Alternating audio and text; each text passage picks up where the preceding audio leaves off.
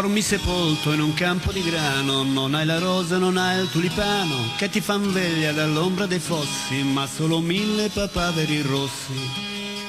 Lungo le sponde del mio torrente voglio che scendano i luci argentati, non più i cadaveri dei soldati, portati in braccio dalla corrente.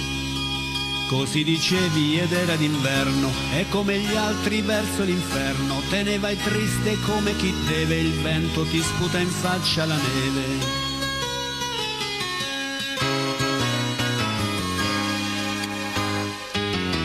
Fermati Piero, fermati adesso, lascia che il vento ti passi un po' addosso, dei morti in battaglia ti porti la voce, chi diede la vita e ben cambia una croce. Ma tu non lo udisti e il tempo passava, con le stagioni a passo di Giava, ed arrivassi a varcar la frontiera in un bel giorno di primavera. E mentre marciavi con l'animo in spalle, vedessi un uomo in fondo alla valle, che aveva il tuo stesso identico umore, ma la divisa di un altro colore.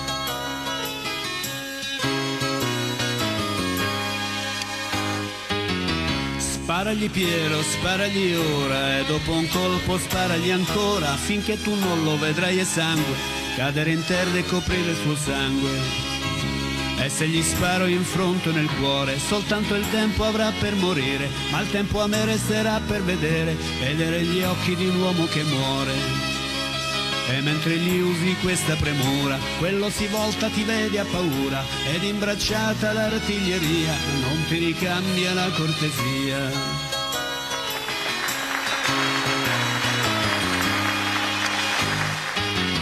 Cadessi a terra senza un lamento e ti accorgessi in un solo momento che il tempo non ti sarebbe bastato a chieder perdono per ogni peccato. Cadessi a terra senza un lamento e ti accorgessi in un solo momento che la tua vita finiva quel giorno e non ci sarebbe stato ritorno. Ninetta mia, morire di maggio, ci vuole troppo, tanto coraggio. Ninetta bella, dritto all'inferno, avrei preferito andarci in inverno. E mentre il grano ti stava a sentire, dentro le mani stringevi il fucile, dentro la bocca stringevi parole, troppo gelate per sciogliersi al sole.